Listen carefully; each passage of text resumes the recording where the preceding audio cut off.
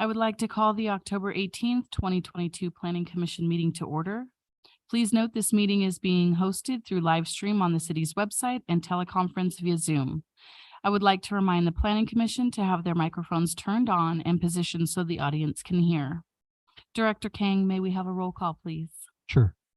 Commissioner Booth, Present. Commissioner Hill is absent with notice.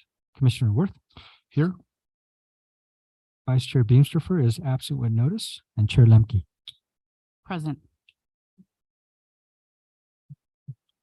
Since Commissioner Hill is not here, would you like to do the invocation and pledge? Dan?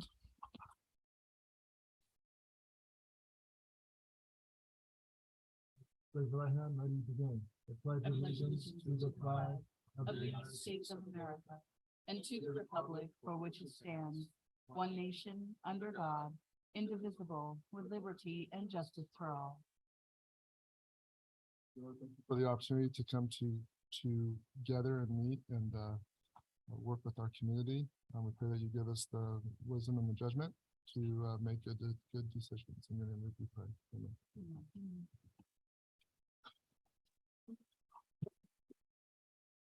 Item number 4, approval of minutes. Agenda item number 4 is the approval of minutes from September 20th, 2022 meeting.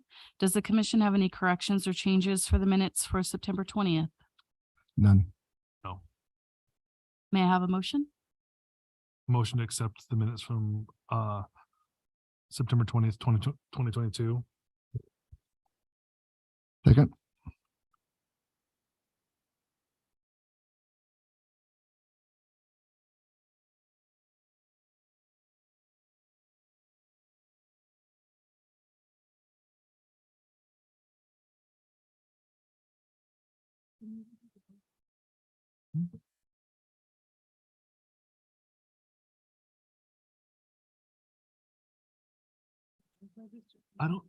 It doesn't work. Oh, there we go. Sorry. My bad. Passed unanimous. Agenda number 5 is a public comment period. Items not on the agenda. Are there any members of the public present that would like to comment on an item not on the agenda? Are there any members of the public joining via teleconference or Zoom that would like to comment? Ms. Hernandez, were there any e-comments received? No e-comments received, and I don't show anyone online. Thank you. Requesting to speak. Item 6A for General Plan Amendment 21-3 Traffic Impact Analysis Guidelines for CEQA and VMT.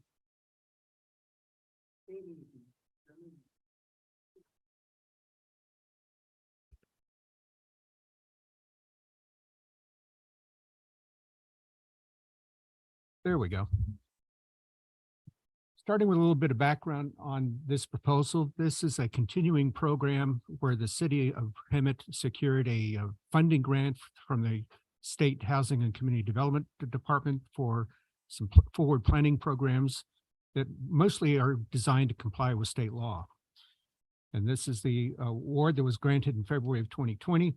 And so far to date, there's been objective design standards that have been approved by the city council. There's been the North Hemet zone change that's been approved by the city council. Both of those were also heard by the commission. We're still working on the downtown transportation oriented housing development with a mobility hub. We're wrapping up a memorandum of understanding with RTA for the co-development of that site. There was an electronic plan review that was part of this grant, but that was underfunded through the grant, so that's been transferred to another funding program. And here we have the general plan amendment that's coming before you this evening to deal with vehicle miles of travel guidelines. There's also an administrative function of the grant. So in terms of the application coming to you tonight, the state legislature enacted a law that said that a new method of computing traffic impacts needed to be identified. And that's the broad direction that the state received. It was then tasked to the State Office of Planning and Research to identify the method to do that. And the method they identified was vehicle miles of travel to assess transportation impacts. From there, it went to the Riverside Council of Governments to develop a model for conducting VMT analysis. And then the city of Hemet retained Fair and Peers to prepare guidelines for California Environmental Quality Act and VMT analysis. The program identifies thresholds, methodology, screening criteria, and regional benchmarks for conducting traffic analysis, updates the Hemet circulation element to merge those provisions within the element, and producing traffic impact and analysis guidelines. Those were attached to your staff reports online. So step one through this process is the applicant submits a project scoping form that provides basic information about the project. The city evaluates that forms and determines the traffic characteristics, screening criteria, which is extremely important, we'll get into in a moment, and appropriate travel demand modes, and the agencies who they need to consult with for review. From there, the city issues a letter to guide the traffic impact analysis, and then the applicant then proceeds into a traffic modeling program. That used to be just a matter of analyzing the trips generated, where they go, and the impact on the roadways. It's much more involved than that now. You have to identify the behavior of the trip, where it not only starts, but how long it's going to go, where it's going to go, and the impact on the various road conditions is going to go over the length of that trip. From there, it defines mitigation measures as needed. And I should state, based on what I've told you so far, a VMT analysis is lengthy and costly. And it is very complicated, but the whole point of it is to encourage projects as infill development. And as projects get into outlying areas, that's where the VMT screening kicks in and where that type of review is required. There's three options for conducting a VMT analysis. The first one is a transit priority area that's where projects located within half a mile around an existing major transportation stop or an existing stop along a high quality transit corridor are presumed to be less than significant. Right now, there is no transportation priority area within the city of Hemet. However, I just talked to you about the transportation-oriented development mobility hub depot. That is the cure, which would create the priority area. And that is being proposed on State Street in Devonshire. Another option to review traffic impact is low VMT screening area. Where in the city of Hemet, a forecasting model has been prepared and available online by WRCOG. And this measures VMT performance with individual traffic analysis zones. In other words, the WRCOG, Western Regional Council of Governments, has already developed a model which the traffic engineers can plug into and input the characteristics of the projects in which to move forward. That screening letter I defined earlier talks about working with regional agencies. Obviously, WRCOG is one of them. And this also gets into what characteristics have to be analyzed as part of that model. Now, forgive me for this next sentence, but I'll explain it later. The VMT performance is analyzed within traffic analysis zones or TAZ zones. TAZ zones are geographic polygons similar to census block groups used to represent areas of homogeneous travel behavior. The translation of that is, simply put, infill development within an established downtown area will usually be presumed to generate impacts that are less than significant. So what we want to do is look at projects in the downtown area and relieve them of the burden of the more exhaustive analysis. Option 3 is a project type screening. This screens out certain projects that meet various characteristics. Retail projects having less than 50,000 square feet or residential projects having less than 500 new daily trips are presumed to be less than significant. And by the way, if you want further translation of this, we have Paul Herman with us at Fair and Pierce, our consultant, to walk us through those in response to any questions that you have. The proposed general plan is not a project as defined by CEQA because this is a policy plan creating procedures. It's not creating a physical change to the environment, and therefore we've identified the proper provision of CEQA that applies.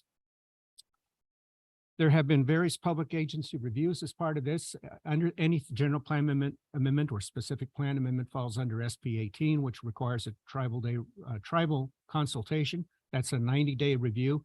In this instance, the case was transmitted to 14 tribes that were identified by the California Native American Historic Commission. And we received responses from 2 tribes which had no comment. The project area could conceivably impact areas around the Hemet Ryan Airport. Therefore, it falls within the Airport Land Use Commission review. We submitted a case to the Airport Land Use Commission on September 29th for administrative review. Again, falls under administrative review because there's no physical project.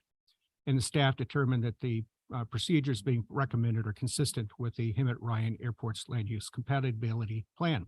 And then we also did the traditional public hearing notice in the press enterprise.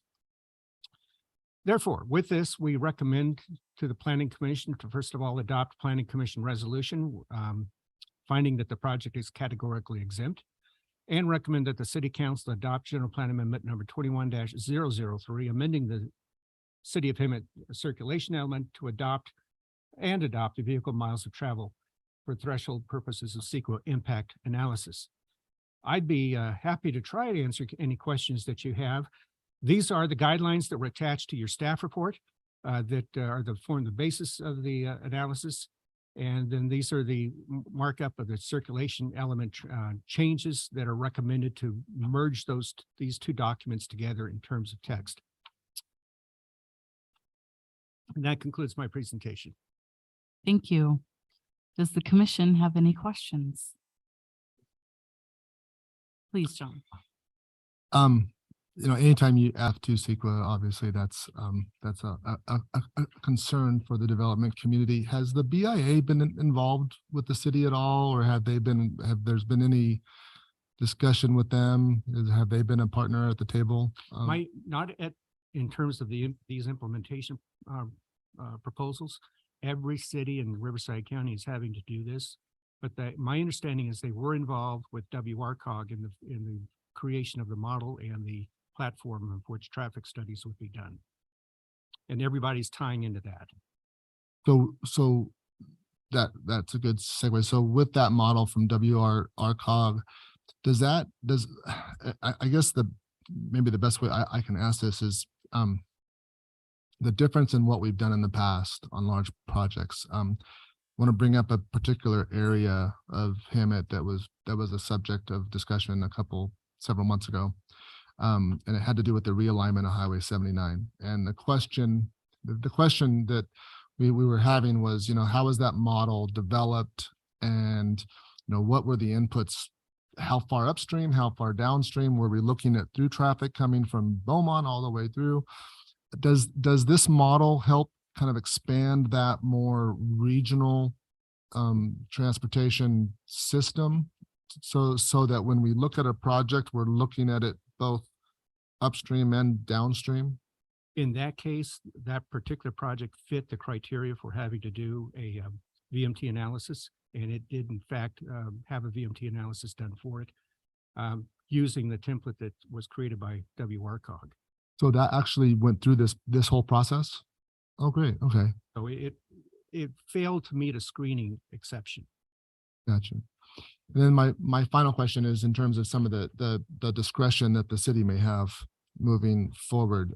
There's 3 different categories. Are we concerned, or a 2-part question? Since our downtown area and some of that transportation hub might result in a project falling underneath this criteria, if I understood correctly, is there a concern from the city that might result in maybe a little bit more hesitancy from development to occur as a result of that proximity to that transportation hub? There's 2 layers that I need to describe to answer that question. In developing these provisions, the legislation and the provisions by WRCOG allows great flexibility by the cities to develop screening criteria to maximize the number of projects that would be exempt from this. the way this is set up, nothing in the downtown area would be required to do a VMT analysis. If staff determines that traffic information is required for consistency with the general plan, then they could continue to do the level of service analysis that's been done for decades. Then if there's a project like in the area you were describing down towards Dominigoni Parkway, that's an outlying area, that's going to fall within the VMT analysis because it doesn't fit the screen. There would be exceptions to that. For instance, what if a professional sports stadium sought to locate within the downtown area? That's not a traditional use that's in the downtown, and that's a provision in the law. It has to be a behavior of trip interactions that pre-exist between commercial, residential parks and so forth. If you're doing something that's a unique use like a sports stadium, then that's going to require a VMT analysis. Now, that's the local level. Now you look at the regional level. There's a bias that works against communities like the city of Hemet because it's an outlying city compared to the urban core, say the LA basin. And so projects in LA are very rarely going to have a VMT analysis, whereas projects out in the outlying area are going to not meet screening criteria and have to go through that process. So there's, and particularly since it is to a degree a commuter community, that is something that weighs against Hemet that would be not apparent or existing in communities that are much more west of here. And that, I guess that's one that kind of prompted one more question and then I'll stop. But so if we have a pretty high level of discretion locally to make exceptions for the VMT analysis requirement, does that potentially subject us to further challenge from during the CEQA process from those that would say, hey, you should have done it? That's the type of question I want to defer to Mr. Herman, because they've done this in different communities and he can give you the overview of how this fits in relation to what they've done in other communities. Okay, thank you. How you doing, Commission? So I believe the question is, let me restate. So as one of the things that sounded good to me was that the city still has a high level of latitude in terms of determining what's exempt and what's not from doing this VMT analysis. And by your look, maybe I mistook that. But I guess my question is within the determination of an exemption or non-exemption, does that potentially put the city at risk of, or will put the city at risk of challenge during a CEQA process if we determine a project exempt from VMT, and somebody doesn't want that project there, and they say, well, you should have done VMT. so like all things CEQA, it's never going to be truly black and white. But I have a couple ways to answer that. So the reason we're adopting thresholds of significance tonight, the reason why we authored these traffic impact study guidelines is to help facilitate development in your city. So without defining this, it's actually more difficult for developers now because now we're defining the rules. It's a much simpler process for them to come in and help streamline. The screening criteria that we've chosen is all based off basically the OPR recommendations. And so that's consistent with state guidance. So if you're consistent with this screening criteria, is consistent with state guidance, you're generally cleared for in CEQA. Now, some of the more CEQA nerds at my company will always say that screening is okay, but a full VMT analysis with modeling would always be better because it would disclose more information and provide more information for the decision makers. But it's generally going to be okay for your city. So I think that answers that. Yeah, there's a level of comfort that the screening analysis will stand up against a CEQA challenge, a legal challenge. Yeah, and I think, to further answer your question, it currently is going to add a little bit extra work for your consultants because you're still requiring the LOS analysis that has been required for 50 years. But like David mentioned, most areas where your projects are being proposed are going to be able to be screened through the criteria we set up. Great. Thank you very much. That's, yeah, no, I mean, there's a lot of things coming down from Sacramento that we have to abide by. So yeah, how we can make sure we meet those requirements while still facilitating development and trying to do our best to not place additional burden on development, but addressing those regional, impacts, especially the traffic, as I continually drive down Dominigoni, it's getting worse and worse and worse. But all right, thank you very much. I have nothing else. Any other questions? Yeah, I had one. When two things. One, if I can remember them. One, you said it was a costly thing. Like, what does that mean for developers when it comes, like, cost? Like, is it going to be one of those things where it will be a determiner for new developers coming in, be like, man, like you add 15% to my overall cost. Like, what does that look like? What's the burden look like?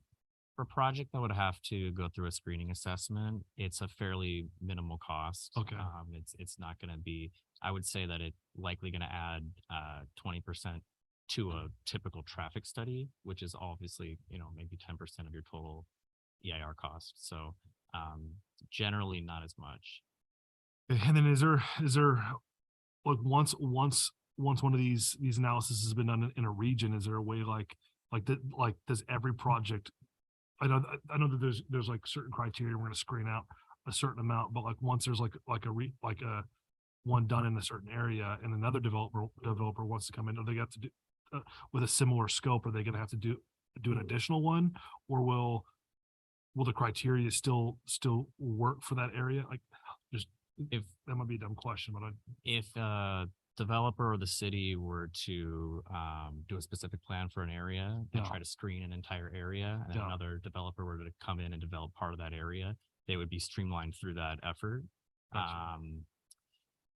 If a project were to go through and then another very similar project comes through, you can typically very easily mimic the same approach, which will also help streamline that for them. So not exactly like one project does it and Right. clears everyone else, but Right. in a way it can help it down the road. Thank you. And I want to thank you for asking questions. That's why we're here. It's okay. That's how we learn No, and how we just- help make decisions. You're doing great. I appreciate you. Any other questions, gentlemen? All right, with that, we'll open the public hearing. Are there any members of the public present or online that would like to comment on this item? Ms. Hernandez, are there any e-comments submitted? No e-comments submitted, and I don't show anyone online requesting to speak. With that, I will close the public hearing. Any more questions? No, I mean, it's just adding the CEQA is always fun. May I get a motion? Certainly. I move that we adopt Planning Commission resolution finding that the project is categorically exempt from CEQA in accordance with 15061 B3 of the California Environmental Quality Act guidelines, and recommend that the Hemet City Council adopt General Plan Amendment 21-003, amending the City of Hemet General Plan Circulation Element and adoption of vehicle miles of travel thresholds for the purpose of CEQA impact analysis. I second.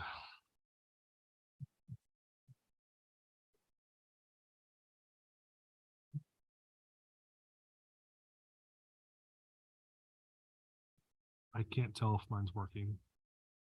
I don't see it. Oh, finally. And that passes unanimously. Item 6B for site development review 22-009 and the administrative adjustment of 22-002.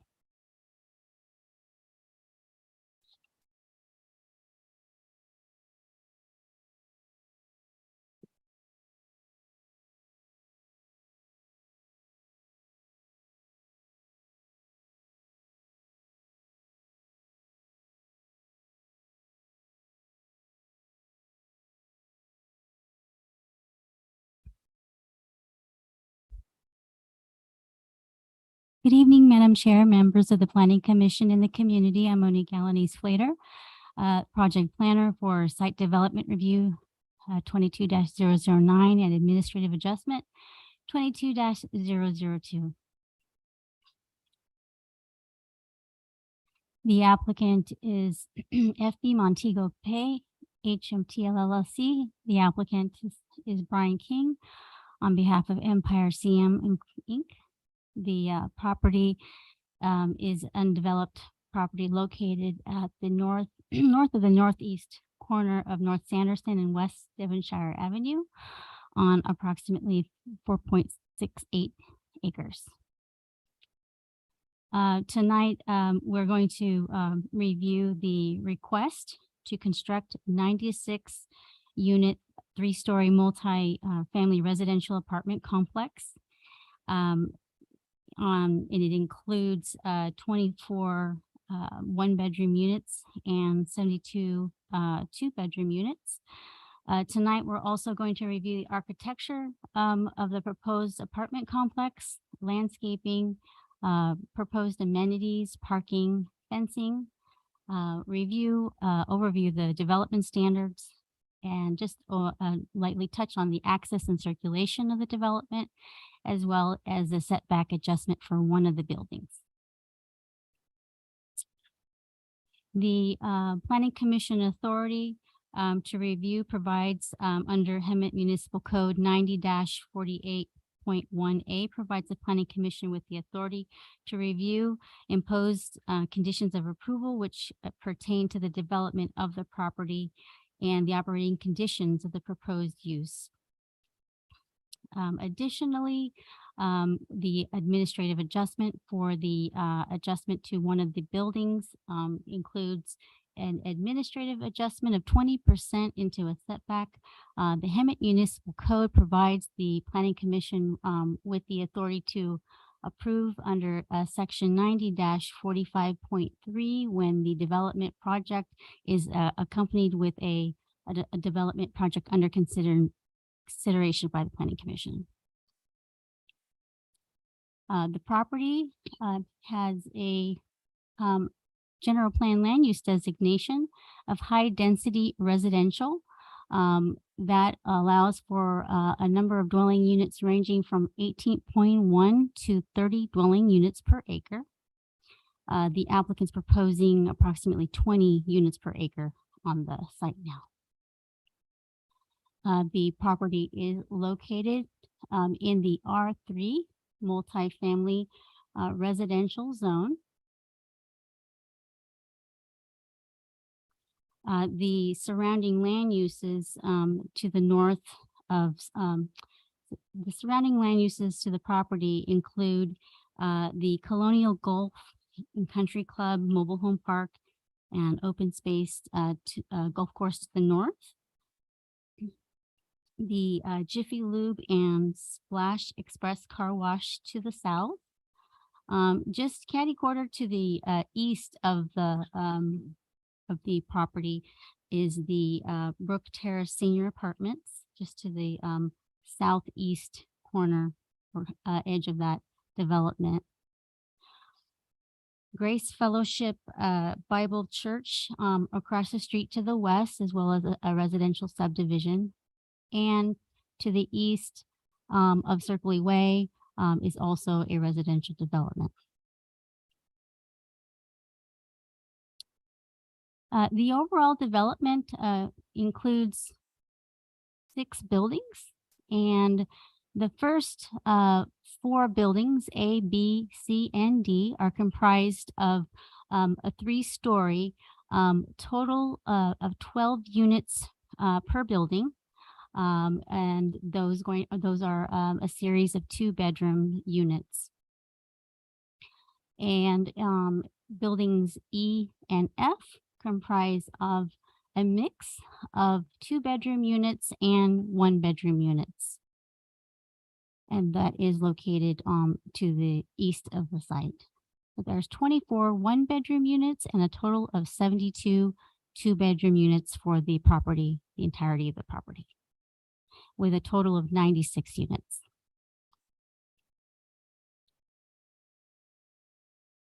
The project incorporates outdoor and indoor recreational areas for residents and guests to enjoy. Recreational amenities include an indoor clubhouse with exercise room and covered lanai. Other amenities include a pool, spa, cabanas, barbecues, and a tot lot. In addition, as illustrated here, a dog park is also provided for the residents to enjoy. Here in this expanded bird's eye view, you would see the tot lot just to the north of the swimming pool and shaded barbecue areas. The dog park is located to the north of this property, or excuse me, to this. It's in this view, it will be closer to Circley Way on the southern edge of the property, including dog park, seating benches, and refuge.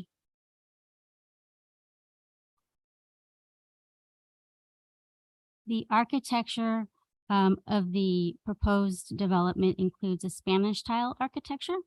It includes S-tile roofs, stucco exterior, recessed and arched entryways, cornice trim, and wrought iron elements. Covered balconies on the third level include Juliet balconies, arched patios, outlookers, Spanish accents, and pitched roofs. These treatments add articulation and interest to the building and provide balance, symmetry, and scale to the building. Juliet balconies not only provide charm to the building, to the facade, they also provide fresh air and enhanced natural lighting for the residents.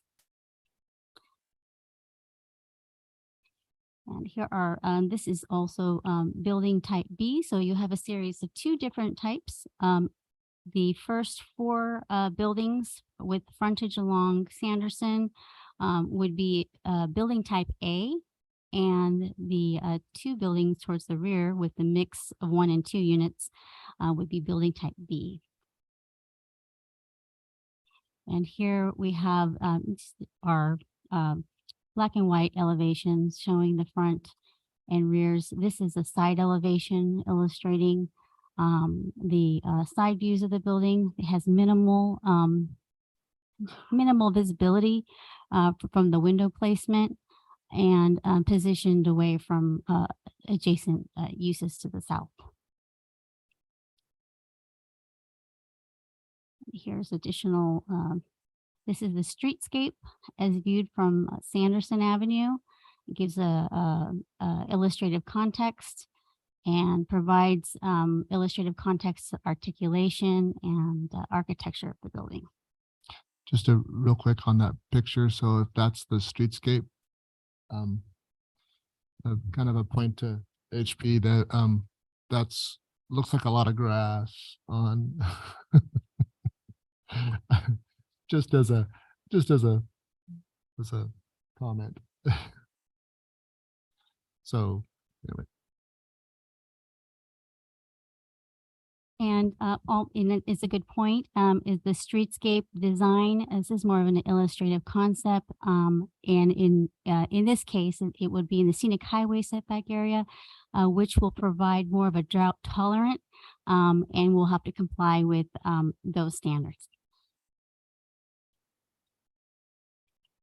The project includes 24 one-bedroom units that include a great room, kitchen, bedroom, and bathroom, stackable washer and dryer, and covered balcony area.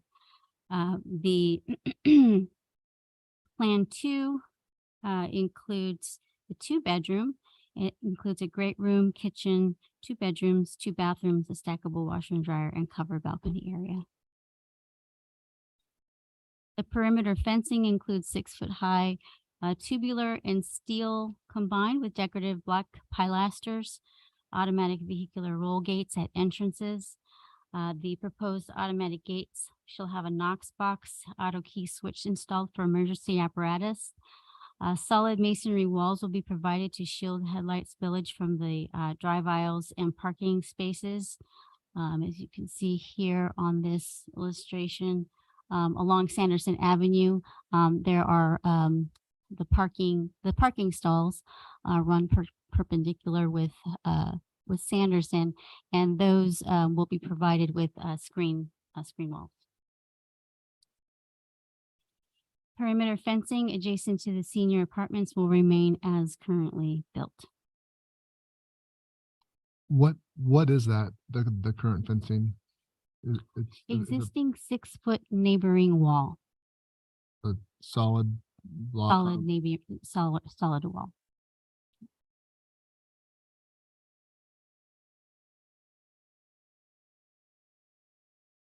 Overall circulation through the site. The site will be served by a shared 30-foot drive aisle from Sanderson Avenue. A secondary access will be provided from Circley Way, a local road accessible from West Devonshire. And both ingress and egress points will be gated with the remote access in Knox box.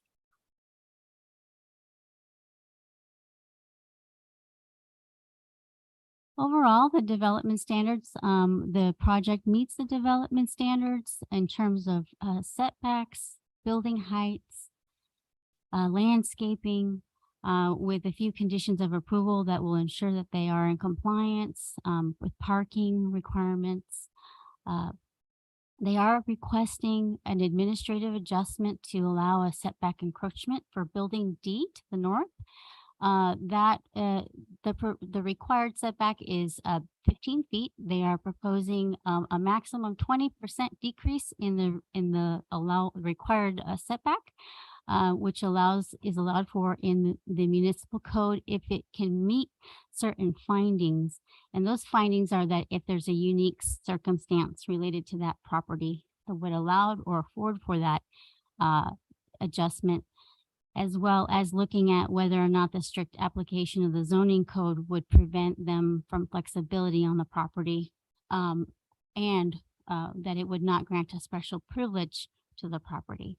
So in this case, what we're looking at is in general, the building setbacks is intended to provide appropriate buffers from sensitive land uses. And in this case, the north property line abuts the golf course and a maintenance yard serving the Colonial Golf Country Club.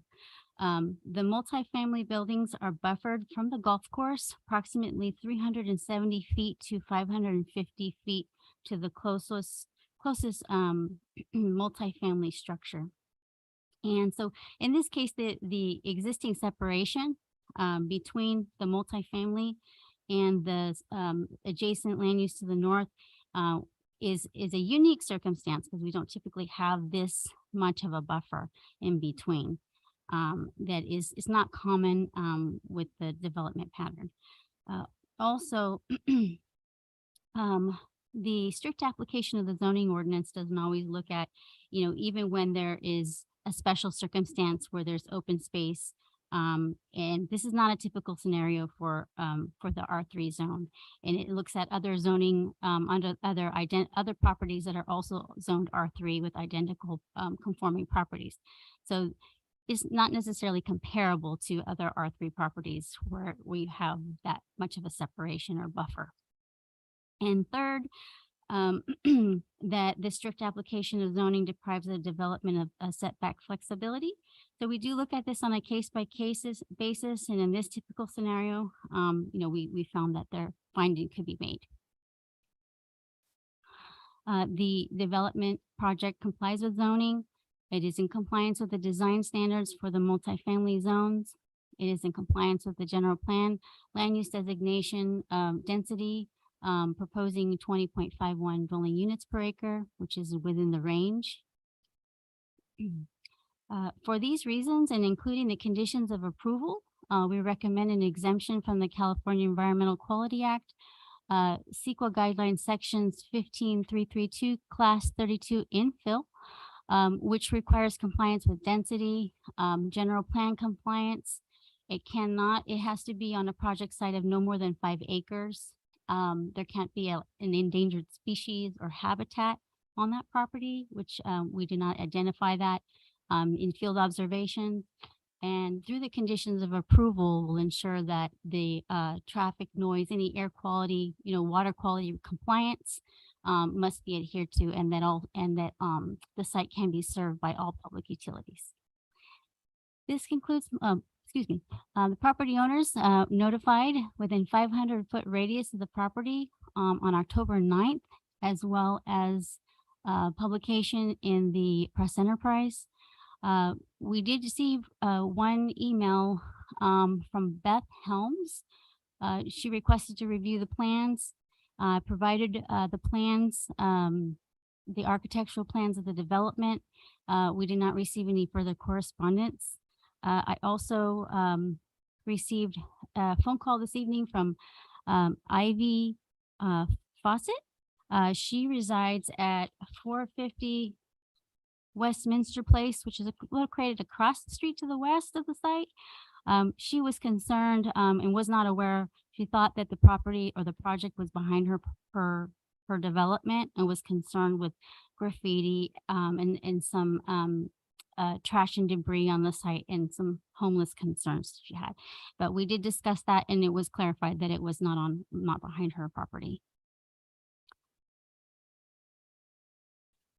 This concludes my presentation. It is respectfully requested that the Planning Commission approve Resolution Site Development Review SDR 22-009 and Administrative Adjustment 22-002 as illustrated in the development plans provided in the staff report, Exhibits 1B through 1G, subject to the conditions of approval in the staff report. Thank you. I actually do have one quick question. My only concern is that as far as the traffic, right? So we want the exemption, but it is Sanderson and it is a Devonshire. So are you saying that the parking is planned for to not address or not increase? That all I can think of is slowing down to go in there, and it's just going to back up traffic, but Yes, our city engineering division reviewed it, did not require a traffic impact analysis. It is already identified as a site that would allow for that allow number of units. It has been designed accordingly to be able to provide that, and then the vehicular access would be from a shared driveway that would be served by Jiffy Lube. So there's quite a bit of distance to you're actually accessing the development from the interior of an existing parking lot. okay. Commissioners, any other questions?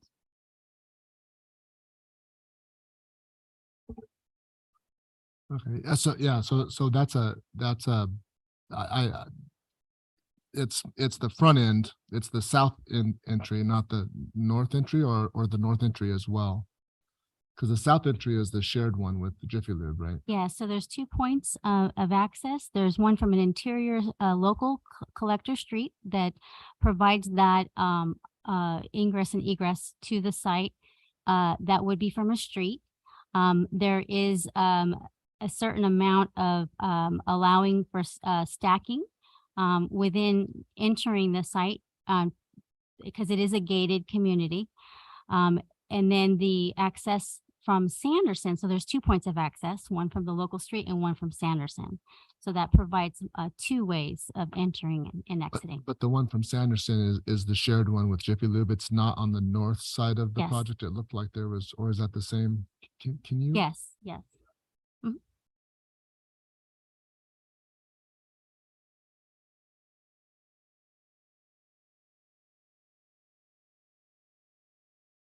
Maybe just the site layout, and then because I have another question on that as well.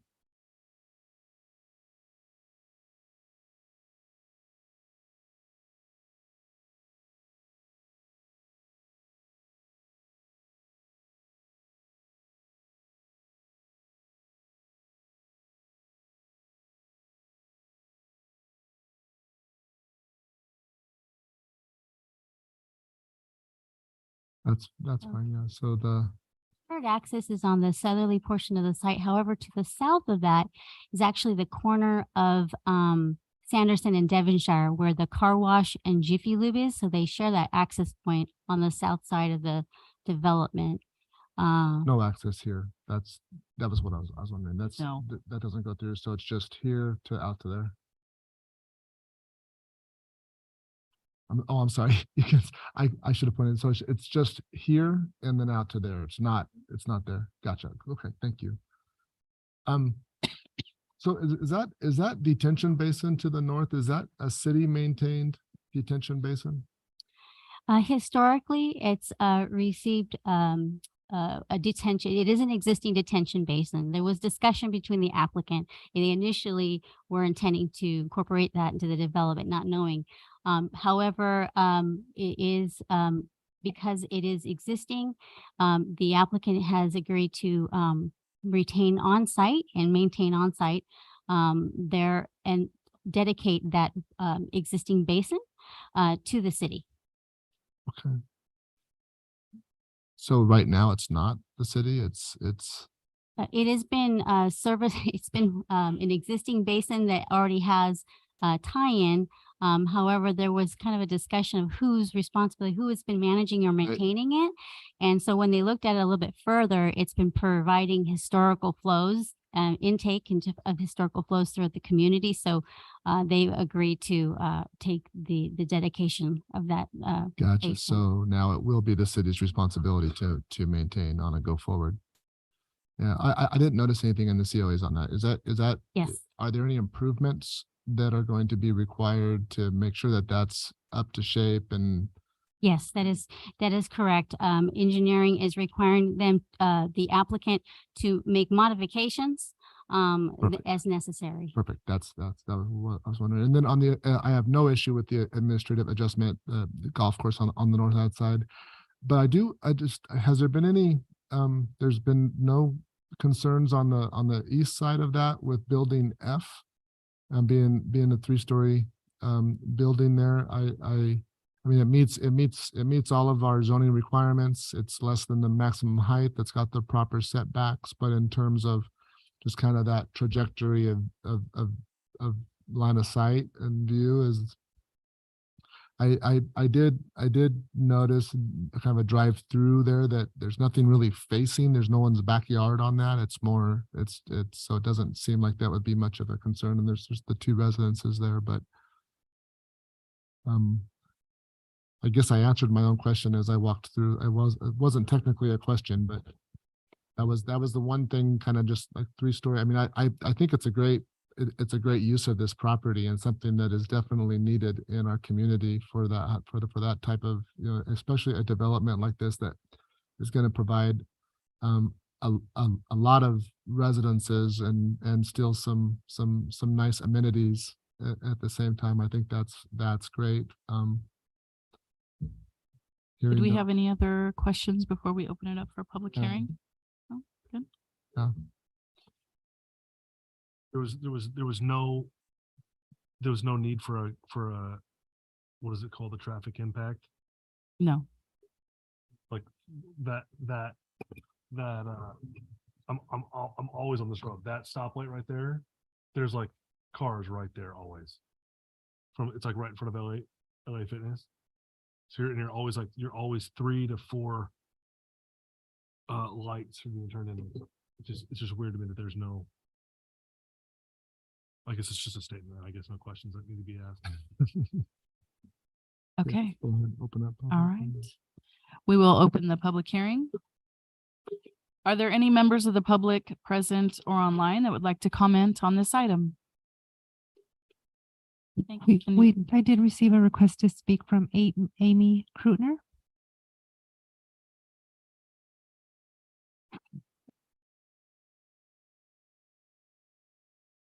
Hi, my name is Amy Kreutner. Bear with me. This is my first time to a commission hearing like this.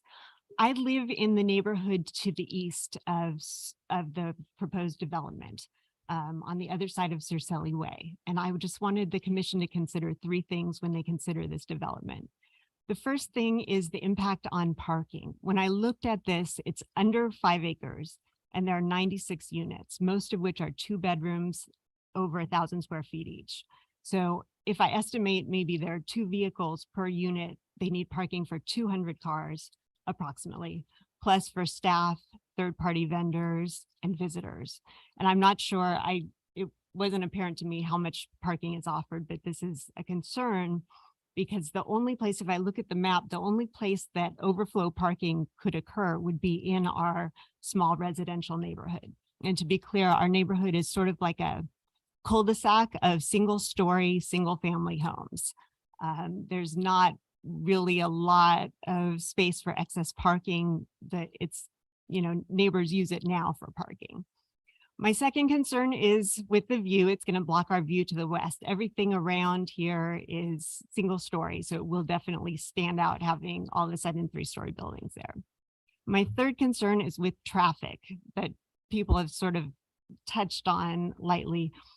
Right now, when I come out of my apartment or my my neighborhood and I try to make a left on Devonshire, I have real problems doing that in terms of traffic, mostly a little bit in terms of visibility as well. It's not incredibly safe as it is right now.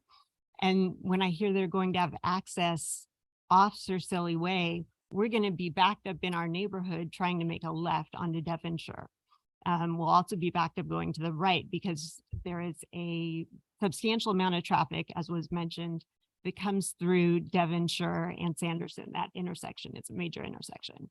And it's, just a stone's throw away from Florida and Sanderson, which is another major intersection. So I'm concerned about traffic, especially with access off Sir Silly Way. I just don't know how we can possibly support that. It just seems like a lot. So maybe we could consider additional parking or just look at the parking situation really closely. I don't know if we need a traffic light, something to help with that traffic situation because it's going to be awful. And 96 units on a 4.68 acre parcel that's a lot. That's going to be a lot of people coming in to our neighborhood. So thank you very much for considering my comments. Thank you. Thank you so much. Was there anyone online or on Zoom that had any comments for this item? I don't have any further public comments. Wait, sorry. Let me close this public hearing.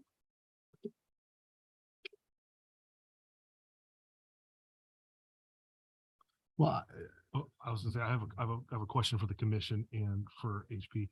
Is there anything we can do in regards to those considerations she gave us? Sure. I just re-looked at the staff report and the requirement from our current code is 199 parking spaces, and they're providing 199 parking spaces. So they have met the requirements for parking. The 3-story is based on the zoning and what's allowed within that zone. This happens to be R3 multifamily residential, and it does allow for that height. So it meets the criteria as we outlined in the development code. The traffic situation, we understand the concerns of traffic. However, again, the R3 zoning designation was identified in the general plan, and it took consideration that it could have that type of density of development in the future. So it did take in consideration. Now, obviously, there are going to be additional traffic and trips being generated because there's currently a vacant lot there. And however, the trips are generated based on how people utilize that space. So just because you have 96 units doesn't mean you're going to have 199 cars moving all at the same time. So they'll be staggered based on their work schedules, based on their use. You may have more people utilizing it in the afternoon, and some may go back and forth for schools and shopping or different components. So we understand there's 96 units, but it's not all vehicles are going to move at the same time. And that's how the traffic is calculated and generated generally. Chair, do you mind if I add some additional Please do. Thoughts? This is going to be something as Hemet moves from a community of green fields, agricultural being converted into housing. And as we move towards more of these infill projects, this is going to be something that comes up before the commission again and again, which is where you have large projects that have already gone in. This is surrounded by large commercial, it's surrounded by large existing residential projects. And the city is trying very hard with its zoning code and with the CEQA standards that we're applying to encourage the development of these small little leftover lots. And that's what we call it infill when you look at the Yeah. CEQA analysis, right? So less than 5 acres. And in particular, when you're talking about large boulevards like you're looking at Sanderson, that's where you expect to put the higher density housing because they're not going through the secondary, the residential, the arterials. They have direct access to those large boulevards. So this is the exact kind of place where you expect to find this sort of development. It is certainly going to be a common comment that the Planning Commission is going to receive. And I know the Planning Commission has received these kind of comments before when housing comes in to those adjacent vacant lots that have been vacant for 100 years. Right. And all of a sudden now I'm going to have, neighbors next to me. And I'm certainly sympathetic to that. But it is going to be something that you're going to hear more and more. And the last thought, just on the last two thoughts on the traffic. Yeah. We look at the effect of the project on traffic. We don't look at the already necessarily the existing traffic issues that the city may have, right? Sanderson's a busy road. Devonshire's a busy road. That's not because of this project, right? That's because we have vibrant economic activity in that area. And that's because we have a lot of other housing that's already gone into the area. Right. And then the last thought, and this was to address Commissioner Wirth's comment on the landscaping. I think if you look at the conditions of approval, Commissioner, we've got the No, that was water efficient landscaping. that was that's more of a paradigm shift in how we present things than it is Yeah, on the maybe we can start requirements. looking for the artistic renderings to include it. If you look at the Jiffy Lube, and I drove by it on my way in, they have the drought tolerant landscaping right Right. adjacent. I assume that the It's goal is to make it. yeah, it's required. It was more of an inside thing, but yeah, it's just what is appropriate. And the first thing, just last point, the first thing I noticed when I looked at the thing was that detention basin too. So I'm glad you looked at it. It's one of the conditions of approval that it be deeded to the city. That obviously that site's not generating the flows, right? It's a vacant parcel. It's other adjacent. In fact, the adjacent neighborhood is putting water onto it. It's going to be deeded over to the city. That's a good thing. So the city will have a clear record title, who's responsible. Just, it's not really a planning commission issue, but just so you know where our thought process is in the city, our next question is finding a funding source to take care of these detention basins that exist all throughout our city. Obviously, flooding's always a constant concern. So those are the legal. I have one more follow-up question. Thank you, HB. I get to thank you for addressing that. Thank you. Can we put forth like recommendations like for the north end on Sanderson to put in a third outlet to help compensate for some of for the ingresses to this place? Is that not a Let me try to address that. Traffic is kind of like water. It will find the least path of resistance. By placing an additional outlet to the north, we may feel like it may address it, but what would happen is you'll create more of an issue of people trying to make a left turn into the project when there's already a controlled intersection just a little bit further south. So we meaning planners, engineers, traffic engineers, all would like to have more of the controlled intersections so that it reduces the amount of possible collisions, people trying to make quick left turns or right outs. It reduces the amount of possible injuries, collisions, those type of issues. So it's best to always place it in a controlled intersection, especially when you're adding a large amount of trips all of a sudden. So we're not adding 1-2 houses at a time. We're adding a large number at the same time. So we want to be able to control that through a controlled intersection. So it probably makes a little more sense to put it and control it through a signalized intersection rather than putting another outlet. that can be something that we could entertain for emergency purposes only. So if, let's say, fire department needs to get in there, we could have a gated area where they could just come in for emergency purpose, but not for general traffic access. But as of now, based on the review by the different departments, there's no need for an additional emergency access. That is correct. Yeah, it seems like, if you add another, and I know the city has some requirements in terms of how far away from an intersection that you can have an ingress or egress, and you add another one. I'm sorry to be pointing at my phone. I'm looking at the map, but you add another one just to the north, and you might have conflicting people trying to get in and out. But I guess it wouldn't be a planning commission meeting HP unless I mentioned something about landscape. So I there was nothing else to say there. But I get, and also I certainly empathize with the comment on traffic, especially considering that's going to be one of the points of ingress and egress all back down to Devonshire, and all of Devonshire and that whole area is completely built out. And so it's already pretty busy there. But I think that I personally feel this is an appropriate infill type development. I think it's good for our community, where we have some nice apartments that have the amenities and provide people hopefully an affordable place that stays nice and represents the city well, especially on such a high traveled pathway as Sanderson. So I am in support.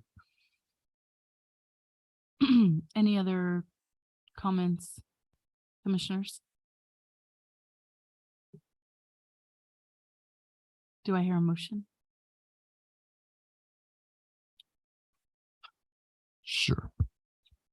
I would like to make a motion to approve resolution for site development review 22-009 and administrative adjustment 22-002 as illustrated in the development plans shown in the attachment number 1, exhibit 1B through 1G, subject to conditions of approval outlined in exhibit 1A.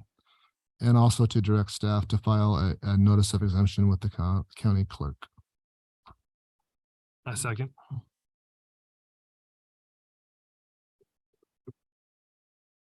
Button working? It worked this time. Thank you. It passed unanimously. Item 7A for commercial container development.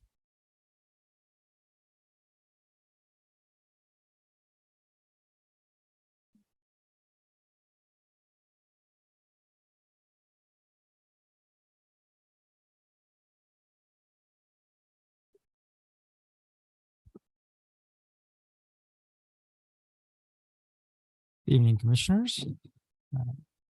This is HP, Community Development Director.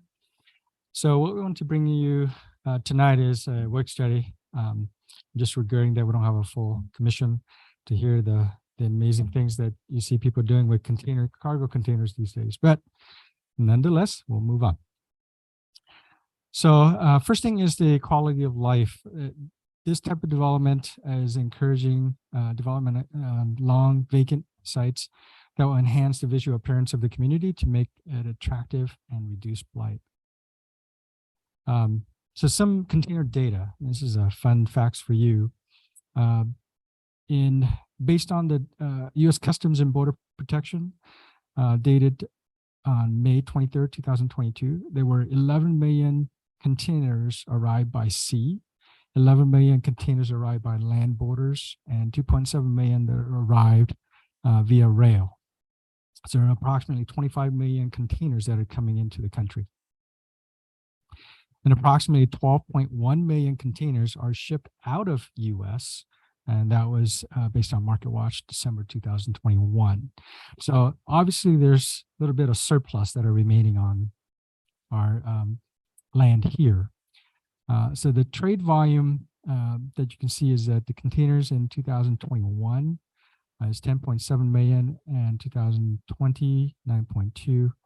And again, these are just all the different types of data that we're able to collect through Border Patrol, as well as the Long Beach Harbor.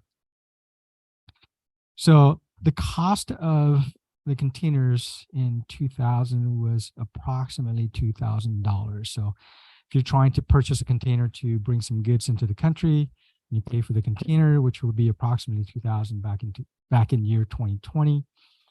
With the COVID rise of cost, that cost has now risen up to about $17,000 per container. Quite a bit of jump. Should have probably bought stock in container construction, but we didn't. So what that means is that even the raw material that they need to build these are rising costs, and the material cost, the floor material for containers itself, and the labor. And these type of metals are special metals that doesn't rust over seawater. So these are very conducive to corrosion and not conducive to corrosion, resistant to corrosion. And so therefore making it a good building material.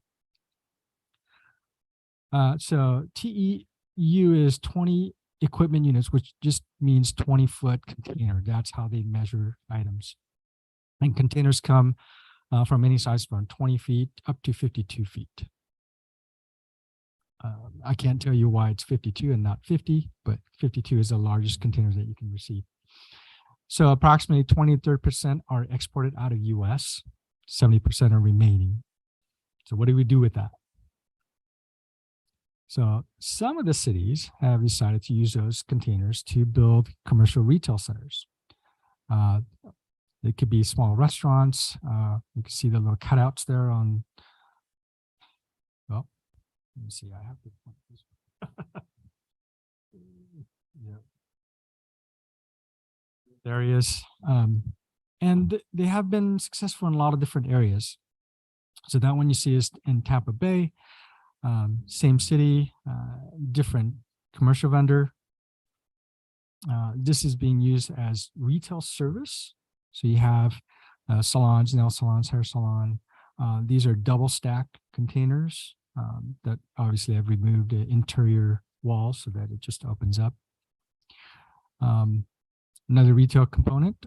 These are smaller units with, you can see the individual doorways there in the front, parking in the front and utilized in different ways. Commercial retail containers with multi-levels. This is total of 8 containers with these added pillars to create design and access to exterior staircases.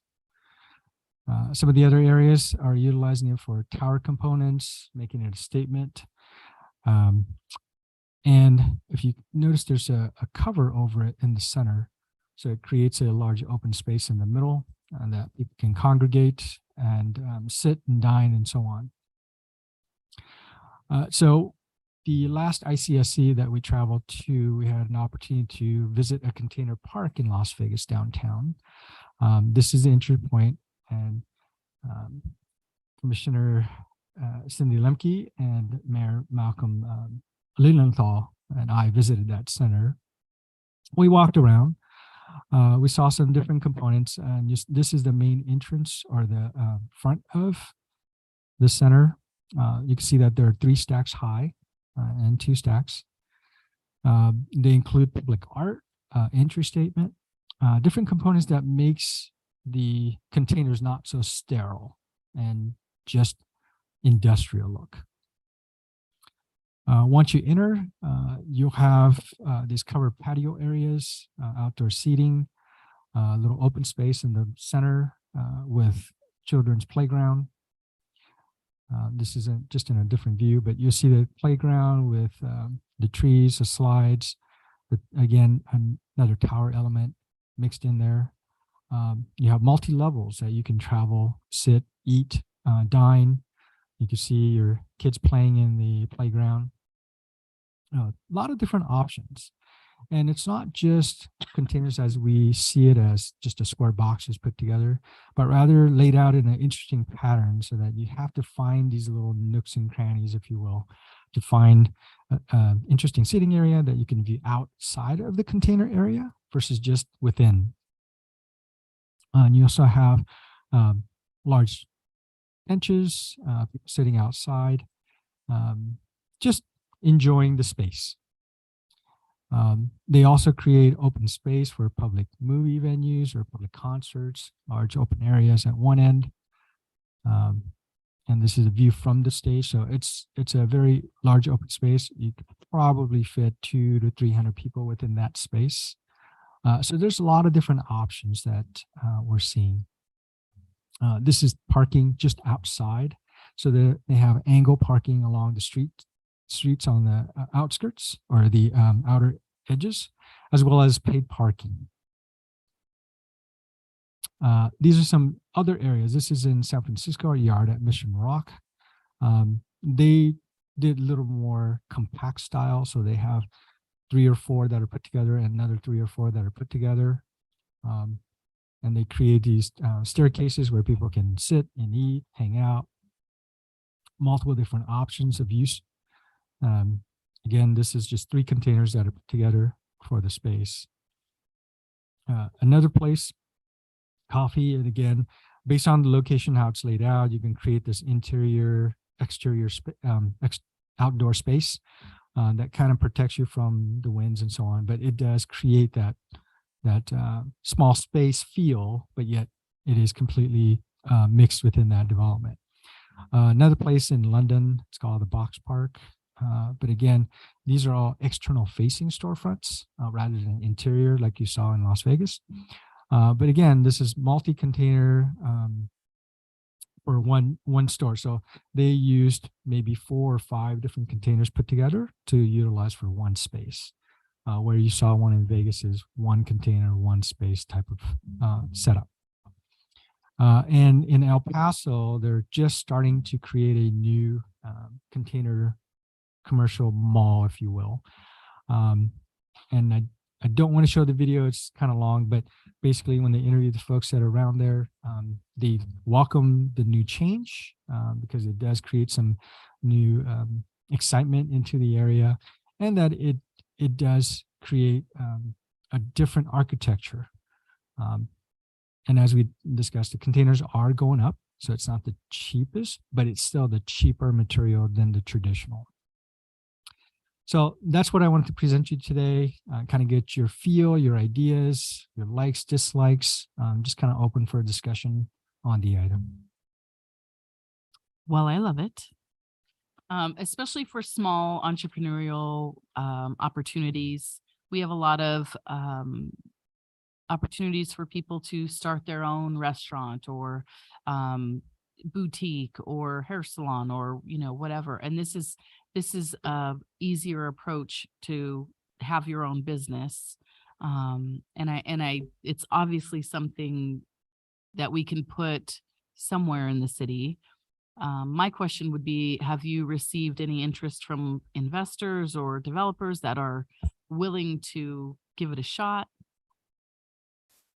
Yes, we've talked to, I believe now, 2 different groups that are interested in doing something of this caliber in the city of Hemet. We are also talking to some property owners to gather those properties to see if there's some opportunity there. It's just a different way of construction. It's not necessarily good or bad, like or dislike, but it's a different way.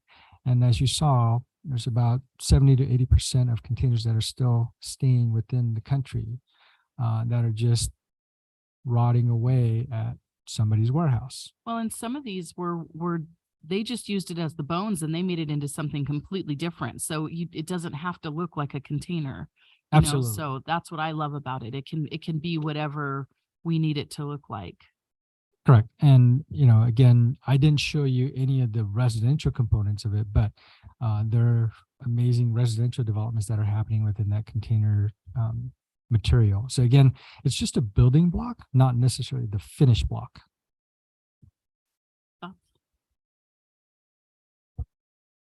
Yeah, no, I mean, from a resource sustainability perspective, we already have mined and processed materials. So, why the heck not use them? And they're constructed obviously extraordinarily strong to be able to stack up 20 high or whatever on a shipping vessel.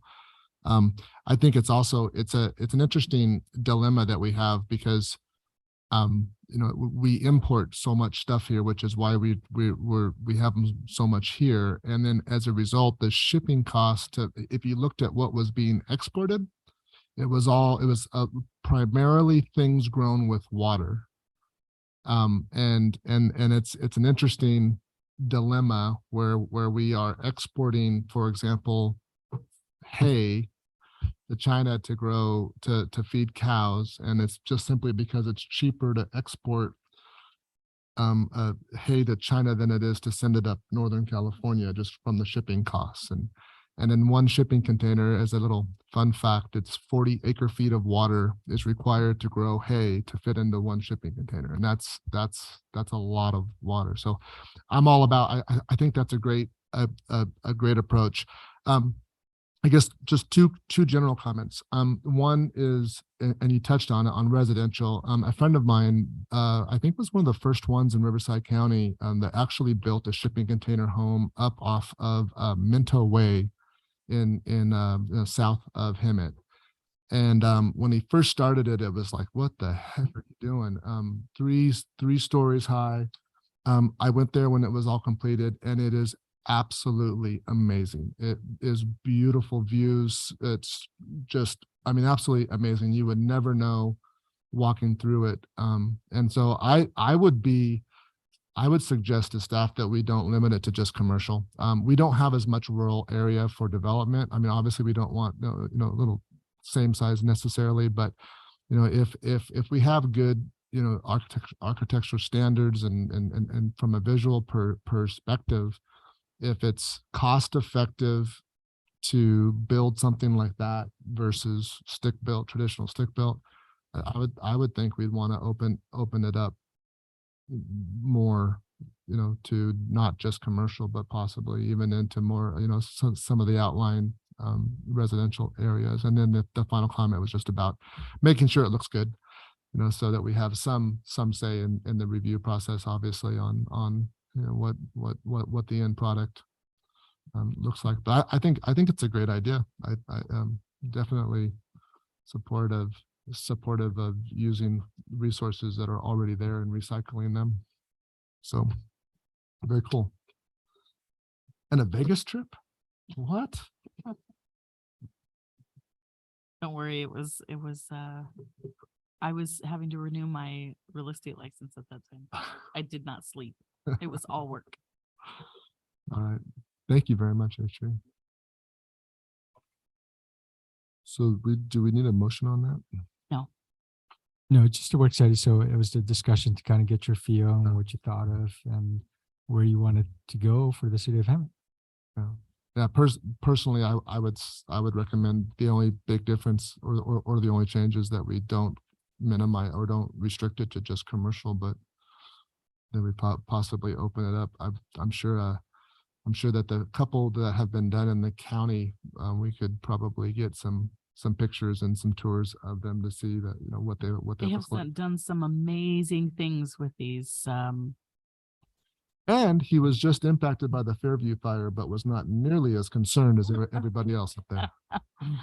I imagine that is correct, sir. Yeah, whenever you guys have a little bit of time, if you look up container home in Joshua Tree, there was an artist who made an amazing home out of containers.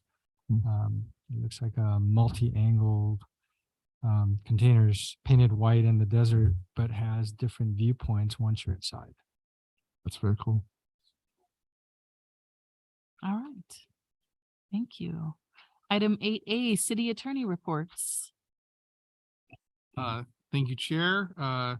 As you all notice, you have me tonight instead of Lauren. We gave Lauren the week off.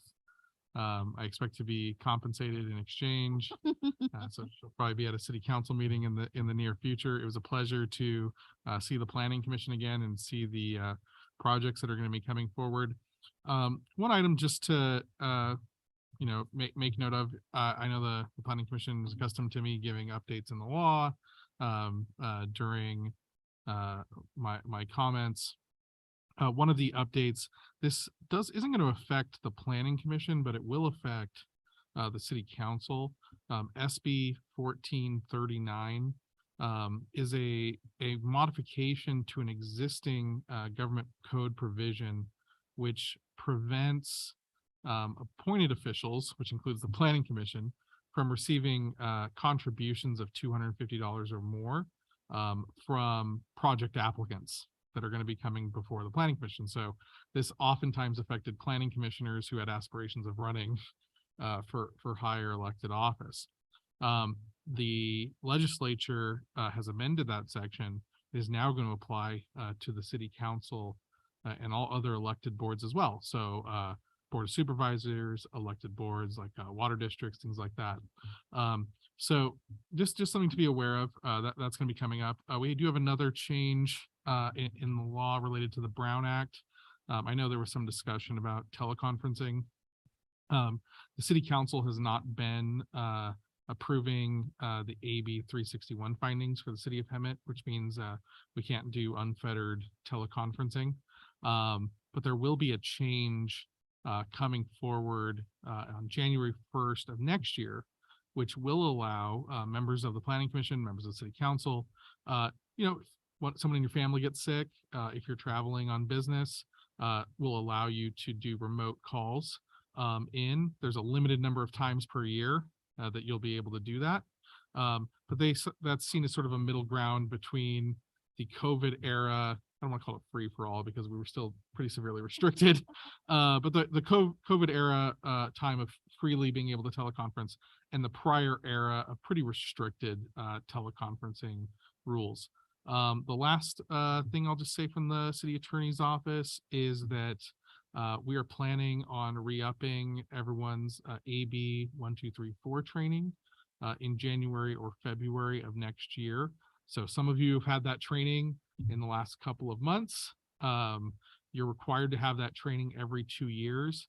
Generally, our office offers that training for the city council and members of the planning commission in the beginning of a year following an election year. And the reason for that is that's generally when we have new officials, we have new city council members, we have new appointed officials. And by doing it at the beginning of the year, that's also when changes in the law have taken effect. So it's a really good time to not only remind everyone of existing laws, but also update everyone on changes in the law. So I would expect that the city clerk's office and community development will be sending you notices probably in the beginning of the year, letting you know when we're going to be having some opportunities to do that. I wasn't planning, it's a 2-hour-long training, as you all know. I wasn't planning on requesting time at the actual planning commission normal days and times to do that. What we're likely going to be doing is having a series of opportunities for less than a quorum to come in and have those trainings, either just members of the planning commission or maybe even combined with members of the city council. So we'll try to do it at different times of the day, different days of the week to accommodate schedules, but look towards that. Other than that, I have nothing to report. It's good to see everybody again. Love coming to the planning commission. Item 8B, community development report. So only update I really have is that the last council meeting, the council approved the formation of a fire and life safety agency. What that means for us is that the building and safety and code compliance division will be under the life and safety department of the fire department or fire agency. So when going forward, when folks are looking at plan checks, permits, those type of things, it would be under the life and safety department. Although they'll have presence still within the city hall area, majority of their staff will be relocated to the Covell building, which is catty corner from the city hall. Okay. Very good. 8C, future agenda items. Yes, so in the future, we'll be bringing back a general plan amendment. This is a Whittier Avenue realignment. This is a Whittier alignment, paper alignment currently between Sanderson and Kirby. And that will be brought back to you with a slight change within that complete alignment. And that will be coming before you. And tentative track map for Ramona Creek specific line will be coming for you, and Rally's Restaurant drive-through will be coming before you. So there's some fun stuff, as well as exciting and continuing on with the entitlement process for all the different projects that are coming in through the city.